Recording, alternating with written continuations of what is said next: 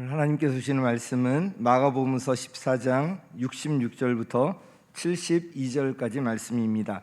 한 절씩 교독하도록 하겠습니다. 베드로가 안뜰 아래쪽에 있는데 대제사장의 하녀 가운데 하나가 와서 베드로가 불을 쬐고 있는 것을 보고 그를 빤히 노려보고서 말하였다. 당신도 저 나사렛 사람 예수와 함께 다닌 사람이지요? 그러나 베드로는 부인하여 말하였다. 내가 무슨 말을 하는지 나는 알지도 못하고 깨닫지도 못하겠다. 그리고 그는 바깥들로 나갔다. 그 하녀가 그를 보고서 그 곁에 서 있는 사람들에게 다시 말하였다. 이 사람은 그들과 한패입니다. 그러나 그는 다시 부인하였다. 조금 뒤에 곁에 서 있는 사람들이 다시 베드로에게 말하였다. 당신이 갈릴리 사람이니까 틀림없이 그들과 한패일 거요. 그러나 베드로는 맹세하여 말하였다. 나는 당신들이 말하는 그 사람을 알지 못하고. 함께 읽겠습니다. 그러자 곧 닭이 두 번째 울었다.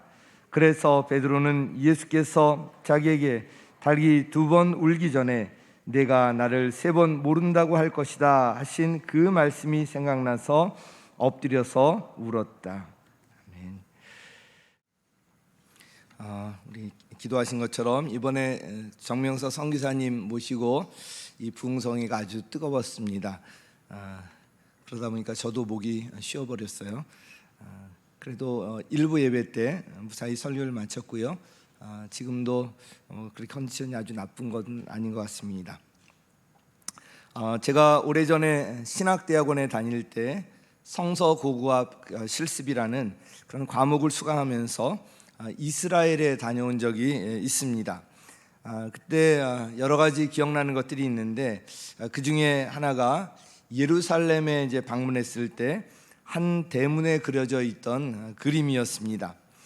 오늘 본문과 관련된 그런 그림이었는데 베드로가 세 번째로 예수님을 모른다고 부인했을 때 예수님께서 베드로를 향해서 돌아보시면서 베드로와 눈이 마주치는 그런 이제 장면이었습니다. 비록 그림이었지만 예수님과 그 눈이 마주치며 어쩔 줄 몰라 하는 그 베드로의 모습, 그를 바라보시는 예수님의 그런 모습이 생생하게 아주 느껴졌습니다. 베드로가 누구입니까? 예수님의 수제자 아닙니까? 예수님께서 제자들이 모두 걸려 넘어질 것이라고 말씀하셨을 때 모두가 걸려 넘어질지라도 자신만큼은 그렇지 않을 것이다, 이렇게 장담했던 사람입니다. 베드로가 예수님을 모른다고 세 번 부인할 것이라고 예수님께서 말씀하셨을 때도 베드로는 예수님과 함께 죽는 한이 있더라도 절대로 예수님을 모른다고 하지 않겠다고 장담했던 사람입니다. 그랬던 그가 자신이 그렇게 호언장담했던 한지 불과 몇 시간이 지나지 않아서 예수님을 모른다고 세 번이나 부인했습니다. 베드로가 예수님을 부인했다면 우리 역시도 다르지 않을 것 같습니다. 베드로가 마주했던 그런 상황에 처하게 되면 여기 계신 분들 역시도 베드로처럼 되지 말라는 법이 없습니다. 이와 관련해서 베드로와 같이 되지 않으려면 어떻게 해야 할 것인가? 지난 주일에 그 자신만만함, 이것을 주의하고 하나님 앞에 겸손하라는 것, 또 깨어 기도하라는 것과 관련해서 말씀을 드렸습니다. 오늘은 이 본문을 기초로 해서 몇 가지 더 구체적인 말씀을 드리려고 합니다. 베드로처럼 예수님을 부인하지 않으려면 어떻게 해야 할까요? 그 첫 번째로는요, 예수님을 가까이 해야 합니다. 같이 읽습니다. 시작. 예수님을 가까이 하라. 적용과 관련해서 하나하나 이렇게 보시면 좋을 것 같습니다. 예수님께서 체포되어서 끌려가는 그런 상황이 되었을 때 제자들은 모두 예수님을 버리고 떠나갔지만 베드로는 예수님을 뒤따라갔습니다. 베드로가 다른 제자들과 뭔가 다른 면을 보여주는 것 같아요. 그래서 54절에 보면 이렇게 기록되어 있는데 함께 읽겠습니다. 시작. 베드로는 멀찍이 떨어져서 예수를 뒤따라 대제사장의 집 앞마당에까지 들어갔다. 그는 하인들과 함께 앉아 불을 쬐고 있었다. 이 말씀은 오늘 본문 그 앞에 이제 나오는 말씀인데요. 이 구절에서 멀찍이 떨어져서 이 부분이 저의 눈길이 여기에 머물게 되었습니다. 예수님의 수제자라면, 예수님이 이런 상황이 되면 그 바로 옆에서 끝까지 모셔야 되지 않겠습니까? 예수님을 가까이에서 따라가야 함에도 불구하고 도대체 어떻게 될 것인가, 아마 이런 궁금함을 가지고 멀찍이 떨어져서 이렇게 따라갔던 것 같아요. 제자들이 예수님을 버리고 모두 달아나고 또 사람들에게 붙잡혀서 대제사장의 집으로 끌려갈 때 그 예수님께서 얼마나 외로우셨겠습니까? 주위에는 온통 예수님을 해하려고 하는 그런 사람들 뿐이었으니까 아주 외로우셨을 것입니다. 그런 가운데서 베드로가 예수님 가까이에서 예수님을 적극적으로 변호하면서 내가 3년 동안 이 예수님을 따라다닌 제자이다. 그런데 예수님에게는 어떠한 잘못도 없다. 지금은 오해하고 있는 것이다. 오히려 예수님은 수많은 병자들을 고쳐주셨고 소망이 없는 사람들에게 소망을 심어주고 그들을 일으켜주신 분이다. 이렇게 이야기했다면 얼마나 예수님이 든든하셨겠습니까? 베드로가 그렇게 이야기한다고 상황이 달라지지는 않았을 것 같지만 예수님께서는 자신의 곁에서 자신을 적극 변호하는 베드로와 함께 하시며 그 마지막 길이 외롭지 않았을 것 같습니다. 예수님을 적극 변호했을 때 베드로에게 위해가 갈 수도 있는 상황이었지만 그런 상황이 된다고 하더라도 예수님을 변호하다가 그렇게 되었다면 얼마나 영광스러운 일이겠습니까? 또한 이 베드로에게는 교회를 세울 사명을 주시지 않았습니까? 그래서 주님께서 베드로를 끝까지 보호하셨을 것입니다. 이 말씀이 우리에게 주는 교훈이 있습니다. 베드로처럼 예수님과 멀찍이 떨어져서 따라가지 말고 예수님을 가까이 하라는 것입니다.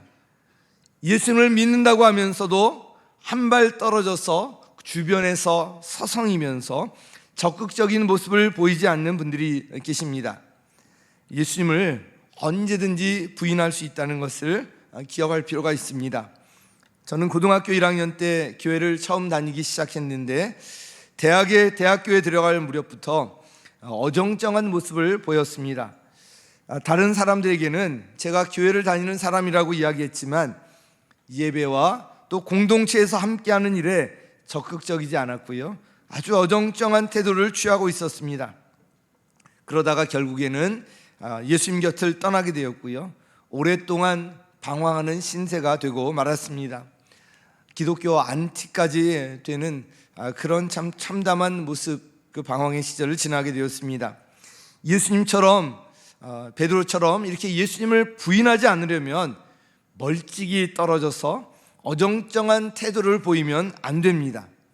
예수님을 가까이 해야 합니다. 자신이 속한 목장이나 또 교회 각 부서, 기타 믿음의 공동체 등을 가까이 하면서 우리가 예배의 자리, 기도의 자리를 지키면서 영적인 일에 적극적인 태도를 취해야 하는 것입니다. 멀찍이 떨어져서 그냥 주변에 서성이면 안 돼요. 예수님을 가까이, 믿음의 공동체를 가까이 하는 모습이 필요합니다. 베드로처럼 예수님을 부인하지 않으려면 이렇게 예수님을 가까이 할 뿐만 아니라 두 번째로 예수님을 믿는 사람이라는 것을 드러낼 필요가 있습니다. 같이 읽습니다. 시작. 예수님을 믿는 사람임을 드러내라. 오늘 본문에 나오는 그 베드로의 모습을 보면 참 한심한 생각이 듭니다. 예수님의 수제자라는 그 사람의 그 모습이 전혀 보이지 않습니다. 대제사장의 하녀 한 사람이 와서 베드로에게 당신도 예수와 함께 다닌 사람 맞지요? 그런 사람이지요? 이렇게 물었을 때 그래 맞아.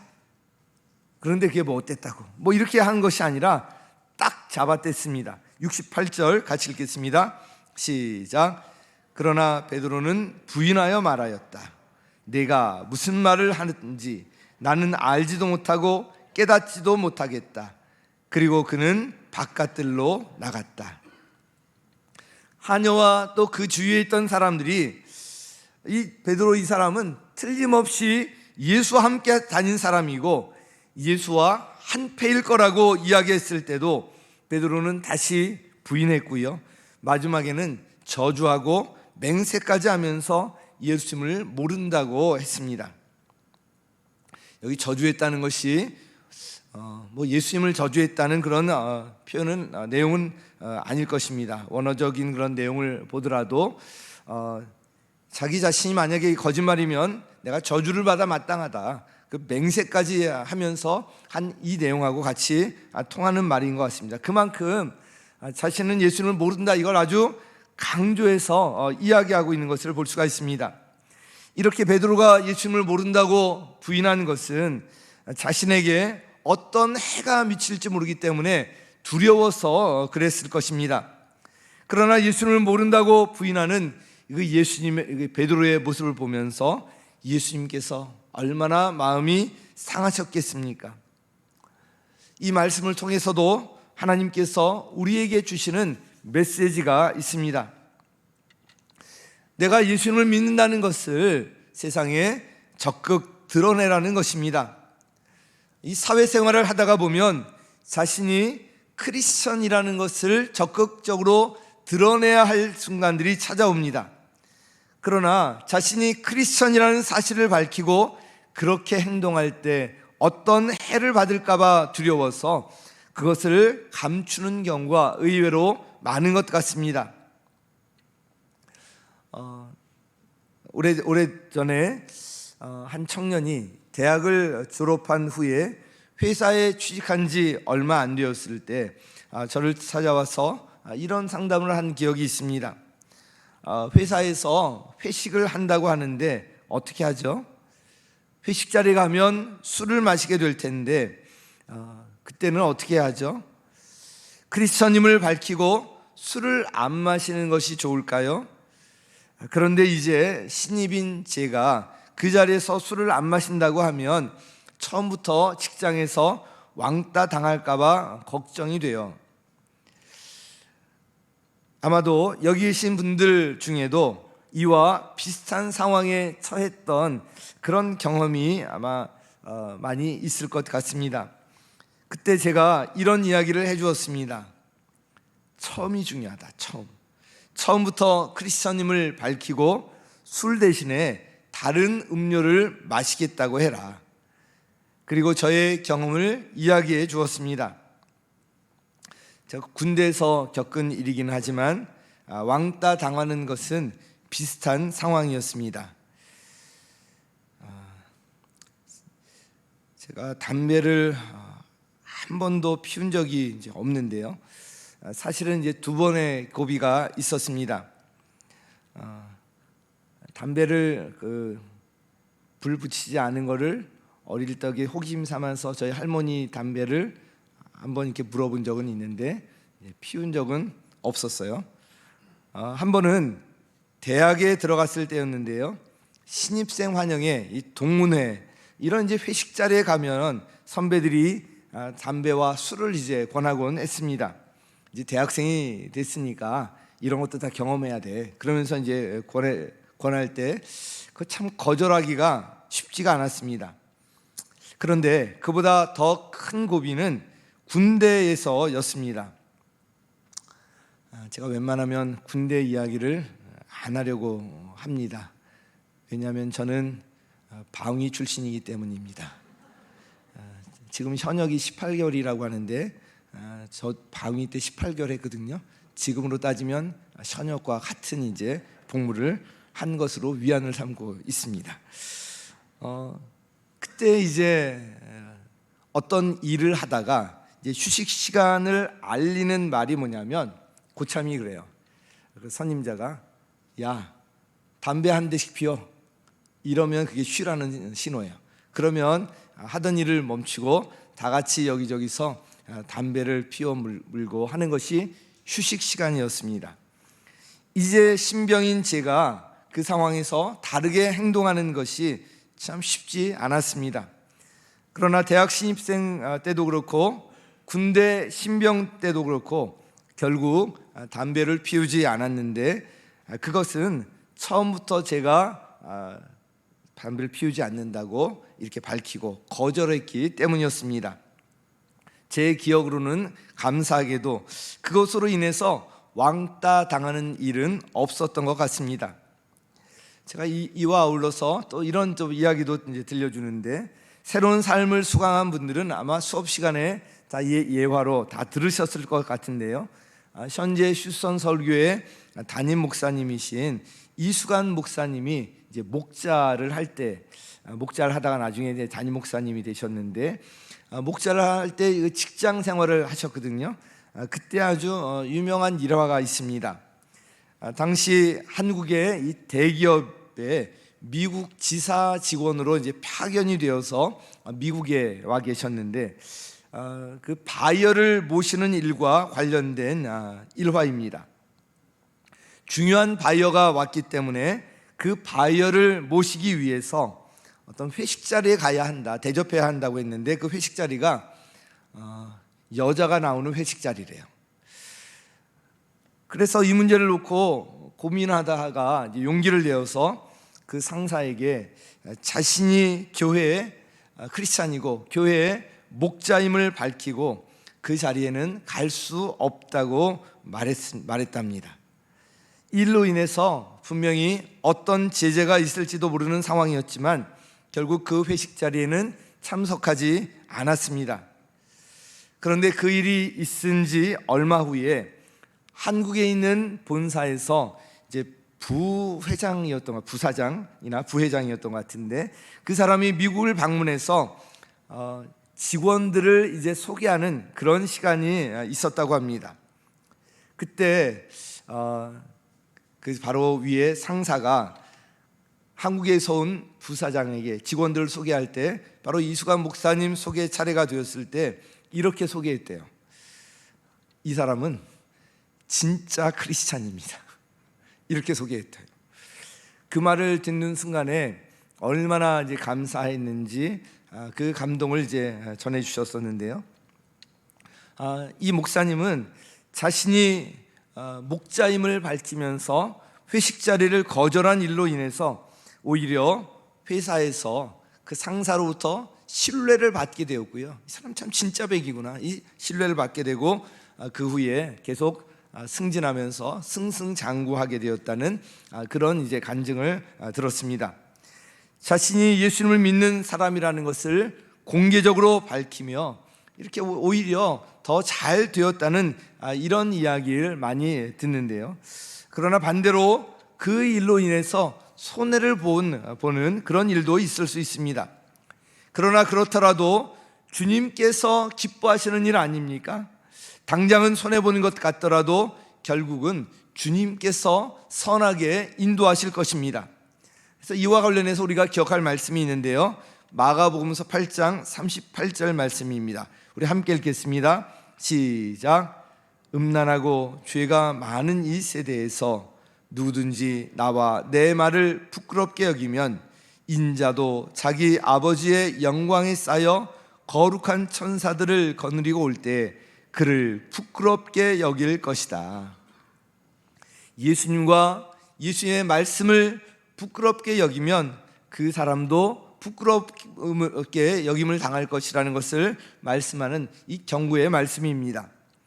우리가 예수님을 믿는 것 결코 부끄러운 일이 아닙니다.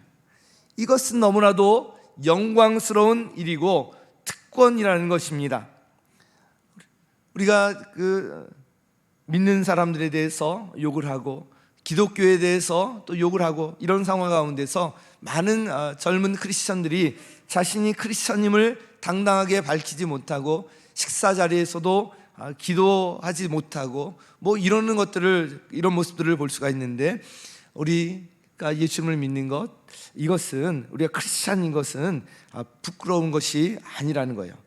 자신이 예수님을 믿는다는 것을 부끄럽게 여기는 것은 예수님을 모른다고 부인하는 것과 다르지 않다고 생각합니다. 자신이 예수님을 믿는 사람이라는 것을 드러내시기 바랍니다.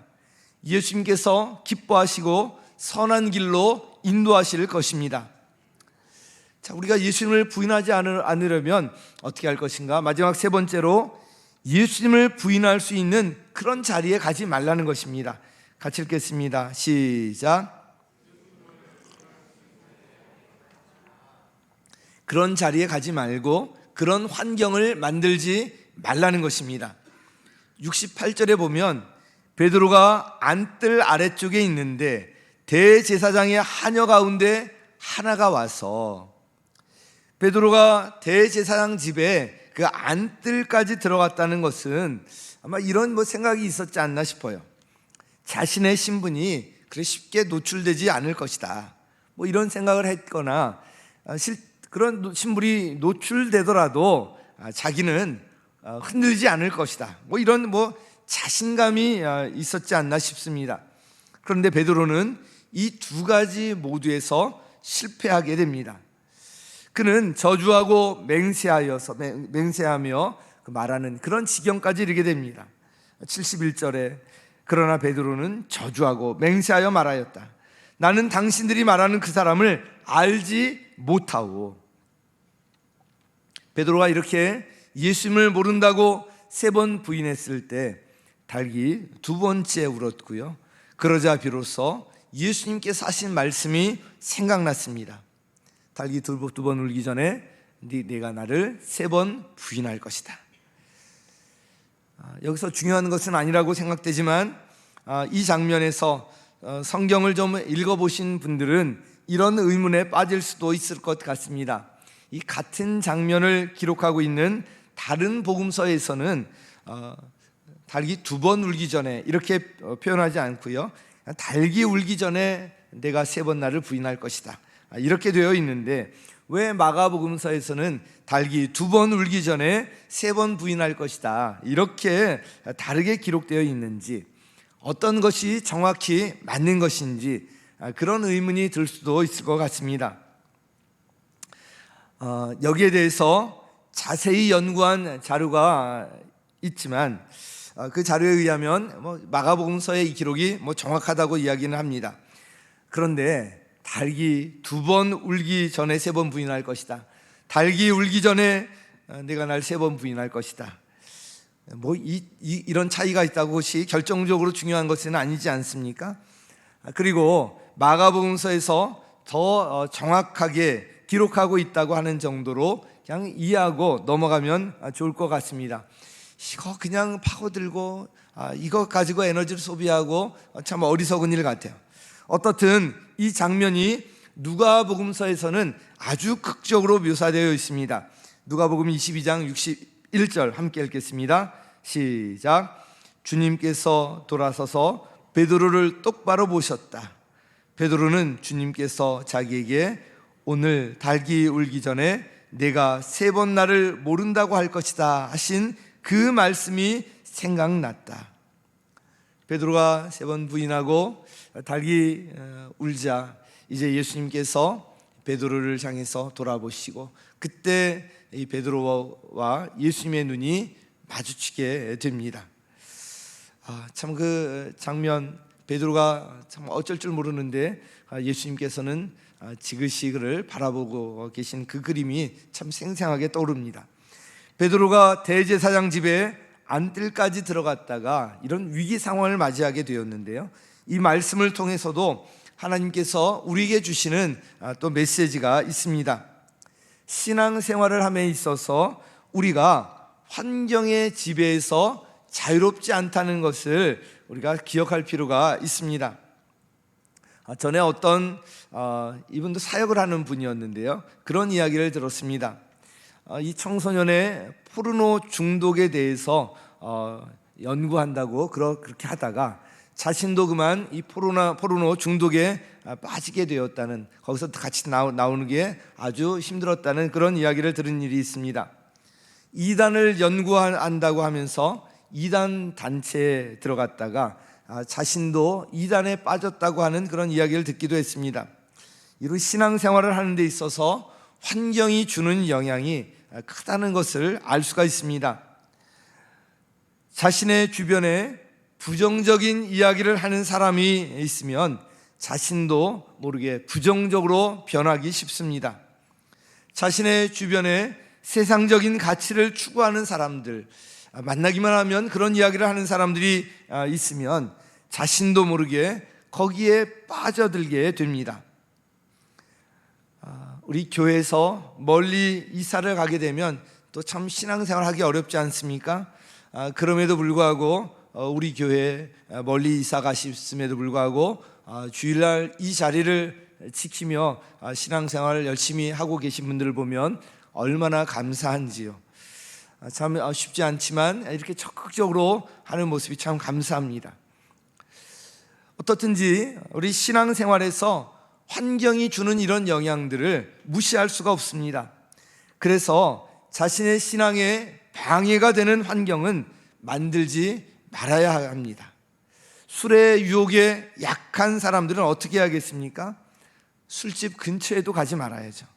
그런 곳에 발을 들여놓지 말아야죠. 오늘만 한번 술집에 들어가 보자.